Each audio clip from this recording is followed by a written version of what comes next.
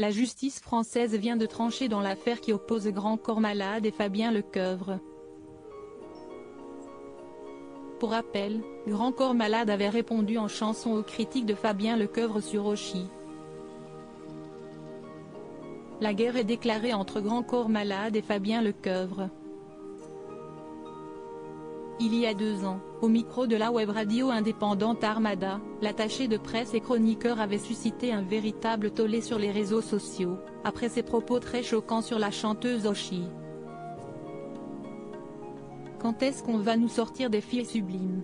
Quand vous regardez Oshi, par exemple, qui a un talent incroyable, indiscutable, vous mettez un posté de Oshi dans votre chambre vous. J'ai rien contre cette fille qui est géniale. Mais qu'elle donne ses chansons à des filles sublimes, avait-il déclaré. Des propos qui avaient énormément blessé Oshi et contre lesquels de nombreuses personnalités s'étaient insurgées, à commencer par Grand Corps Malade. Le slammer avait même sorti le titre des Jambos, dans lequel il reprenait les paroles de Fabien Lecoeuvre pour les tourner à la dérision. J'étais tellement choqué de ces propos-là, je me suis dit que j'avais envie de répondre. Le but ce n'était pas de répondre de manière énervée mais plutôt de répondre de manière amusée, avait-il expliqué sur Énergie. Dans la foulée, le slammer de 46 ans avait reçu une mise en demeure de la part du chroniqueur, qui l'accusait d'incitation à la haine.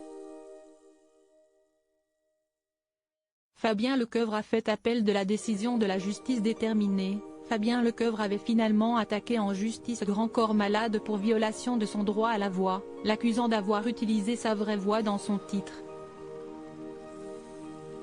Il lui réclamait à ce titre 115 000 € en réparation de préjudices patrimoniaux et moraux. Selon l'Informé, le tribunal de Paris a finalement rendu sa décision, donnant raison à Grand Corps Malade sur le motif que le titre est représentatif dans sa forme artistique du mouvement d'indignation soulevé par les propos de M.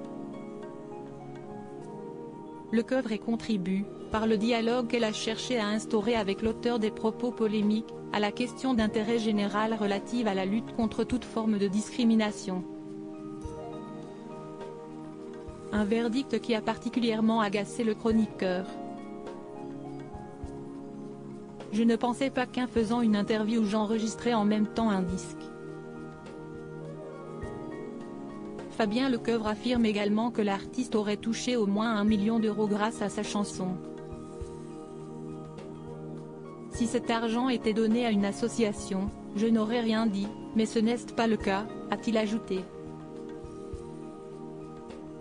Comme le précise l'Informé, Fabien Lecoeuvre a déjà fait appel de la décision et se réserve également le droit d'aller jusqu'à une cassation.